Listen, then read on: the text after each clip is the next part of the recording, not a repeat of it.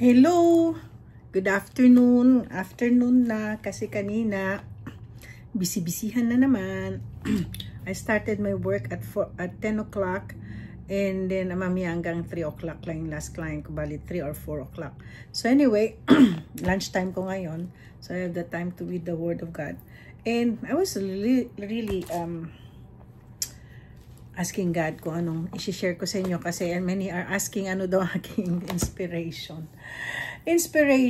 Kanina, umaga, napag-usapan nung nagla-live kami naka-live si Den, napag-usapan at kanina, nasabi yung sino ba yung nagsabi na? I forgot. Ate Mariton, you are superwoman. Superwoman. Kaya sabi ko sa kanila, may ADHD ako nung bata ako. Kaya nga yung sister ko, ginagamit yung pagiging ADHD ko nung bata. Tapos kanina kausap ko dito yung client kong doktor. Sabi niya, may ADHD ka? Saan nangyari? Eto po. Kasi pala, ang ADHD pala, ano daw sila ng bipolar? May bipolar kaya ako. Glory to God. Ang Lord talaga, lagi ako sinisave. Nung bata ako, grabe yung pag-ADHD ko. Kasi nung time na yun, walang ADHD. Anong tawag doon? Kiti-kiti. Hindi ako mapalagay sa isang lugar. Ang tatay ko, sasabihin ng tatay ko, bibigyan kita ng pera. Ganun din sinabi ng asawa ko, honey, I'm giving you $100. Just stay there for 30 minutes. Sit down lang daw ako ng 30 minutes, pero hindi. I don't know. Naging body ko is, I don't know why God is giving me this kind of body, but you know. Kaya minsan, pag gusto ng sleep, I'll just gonna go sleep.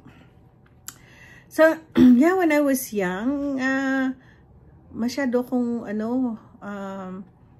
I can even climb. Minsan kami yung pinsan ko, si Manong Miko, kakain kami, ayaw namin pakita, kakain kami ng siopaw at barbecue. Pupunta kami sa bubong namin. Akit kami sa bubong. Tapos minsan maakyat kami ng kay Mito kasi I grew up with cousins who are boys. Lalo na yung aking pinsan na si Winston. Shout out, pastor na siya ngayon. So anyway, I grew up with my cousins who are boys. So ano pa nga magiging laro namin? Makyat, lalo si Winston. Akyat sa puno. Okay, ganun ako. Grabe, kailangan na daddy ko, tomboy ako eh. So, anyways, so that's what they call the ADHD. Pero alam nyo, ang dami din. Alam mo sa totoo lang, nung hindi pa ako Christian, minsan I break my dad's heart kasi ang dami kong pinasukan. Una, tinayuan niya ako ng dance studio. Akala nyo ganito katawan ko. Yes, I can dance. I teach ballet and jazz. Walang naniniwala. Yung mga nakikinig sa akin na nakikinig here na mga kababayan ko, for sure, they know that I dance. I'm a dancer. Anyway, hindi halata sa katawan ko ngayon. Mahihirapan ako ngayon. So anyway, hindi nag-succeed. Sumunod, nag-aral ako kay, I don't know if you guys did, kung nandun pa si Liwanag Culinary Arts, kasi siya more on the baking eh. So nag-aral ako, natutunan ko lahat paano maggawa ng mag-bake ako ng cake, pati yung strawberry cheesecake, magaling, marami Black Forest, ganun. Gumagawa din ako ng yung cake, una kong ginawang cake, malaking cake, yung golden wedding ng kapatid ng lolo ko. So, ang dami kong Tapos, nag-aral pa ako dun meron dun, hindi siya TESDA eh. Yung noong araw, meron din, na pwede ka mag-aral ng mga parang gumawa ng kandila, gumawa ng, ano pa ba yung pinag-aralan ko? Kasi si Mommy is supplying sa Public Works and Highways. So, ano pa ba? Papasukan ko sana yung mga government, like sa schools, ganon, kasi connection. Titinda ako ng mga floor wax. Imagine that. Gagawa ko. Tapos yung mga deodorant, yung pampabango. Anyway, pati Lysol, ganon. Meron ako noon. Nag-aaral ako noon. But wala din nangyari. Kaya napunta ako sa PLDT. Manahi, sabi ng daddy ko nung before he didn't know that I was working kasi patay ng daddy ko nung I was working in PLDT. Pero you know, as my journey is like that, wala akong direksyon kasi nga sabi nga ng tatay ko, jack of all trades, master of nothing. Actually, I'm artistic. I do paint. Nag-aral din ako ng paintings while I'm in PLDT.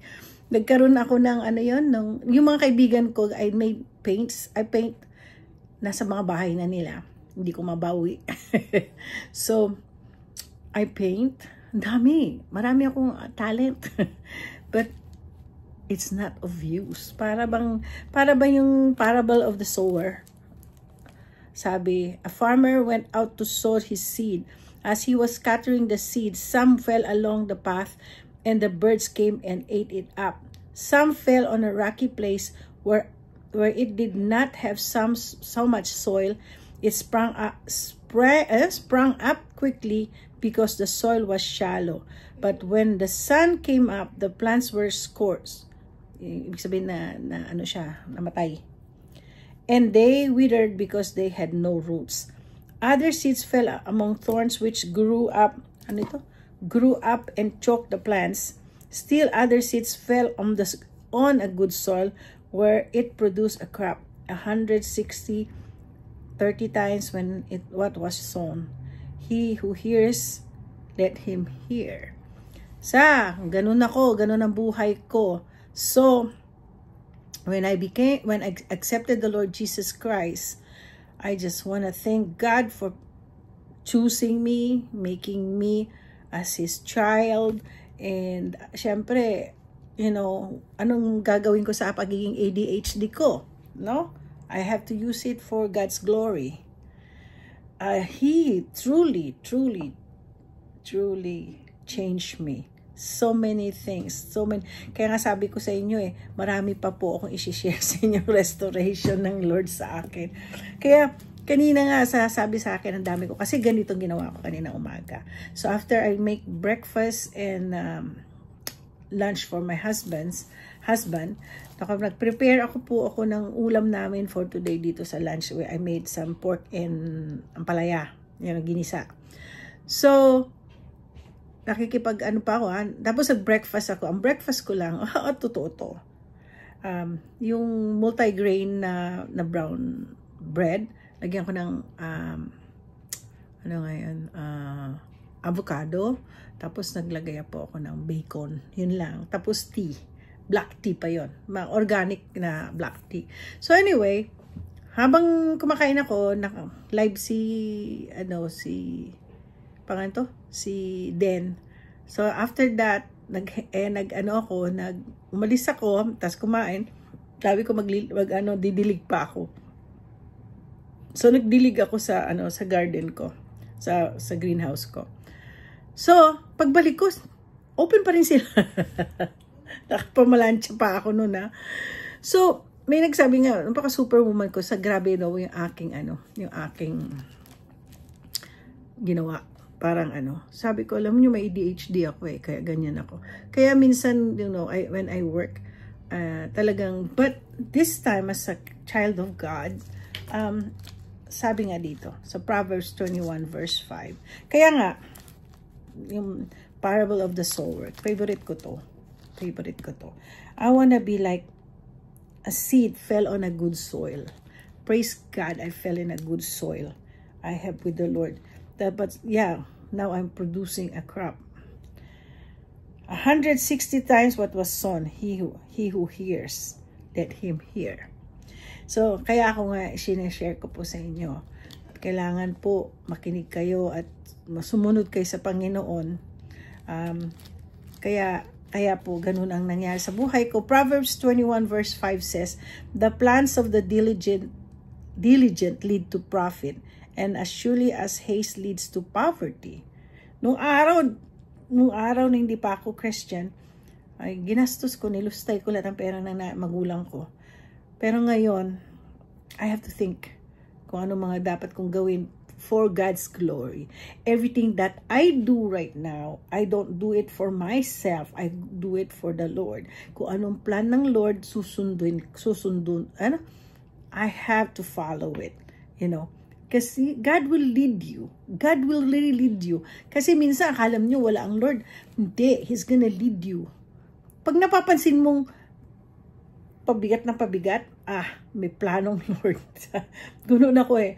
Pag minsan wala, Lord, anong plano nyo? Buksan nyo yung way para makita ko po, Lord. Nandiyan lang, Lord. Kaya sabi ko kahapon, God is always there. He might not answer you right now. He is doing something great, you know. Kaya, lagi ko sinasabing, God be with me. God be with me. So, ano gagawin mo? You have to be diligent. You have to be, habang naghihintay, habang kayo, ano ba? Pero ako isa dito na sinulat kahapon na habang naghihintay. Na-share ko ba sa inyo to? Nako. Nawala yung, meron kasi magandang sinabi nun na, He is not a distant. He is not ignoring you, loud and meaning. You just need to be honest sa Lord. Sabi, He said unto him, if your present does not go with us, si Abraham. Anyway, yung sharing ko ngayon is yung pagiging ADHD ko na ginamit ko for God's glory. So, I have to be diligent sa Lord, okay? Kaya, minsan mga tao, iniisip nila, napakapagod na pagod na ako. Lagi sinasabi ng pagod ako. Yeah, minsan pinoprofess ko yan, pero ayoko nang i-profess yun, na pagod na ako. But every time na naging pagod ako, sinasabi ko, Lord, I do this all for your glory. I'm working and I'm so excited to do this task because you made me do this one, and I'm not thinking of working to other people. I'm working for you alone. Kaya pag naglilinis ako, nagdidilig ako, I don't think of I think about God. I think about the Lord. Sabi ko, part of worship po na rin yun eh. Kumakanta ako, I give all the glory to God. Pati sa pagdilinis, kahit na Lord, pag masakit na tuhod ko, Lord, I pray in the name of Jesus that you will heal me, that I can do my task. Ganon. Okay, so sana po napagpulutang you guys are inspired sa pagiging ADHD ko. Nagtataka kasi sila bakit ang dami ko daw ginagawa. Tapos at least marami akong ginagawa ngayon, nagiging productive at nakakatulong sa ibang tao, 'di ba? So, huwag niyong isipin na hindi kayo productive. Productive din po kayo. Kaya lang, minsan, iniisip niyo yung pagod. Iniisip niyo na magkakapera kaya ako dito. Ganun, wag. Isipin niyo, Lord. Para hindi mawala yung pagod niyo. Ako talaga, nagugulat talaga ako. Ba't hindi ako napapagod? Dahil may Panginoon ako na nandyan who's always holding on me.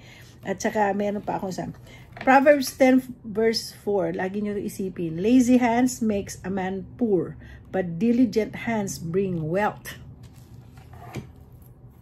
Kaya kailangan pakasipag po tayong lahat. Maganda ba yung sinabi ko ngayon? Okay. Eto na, 14 minutes na naman. Dapat 10 minutes lang. Okay, goodbye na ako sa inyo. I'll see you later.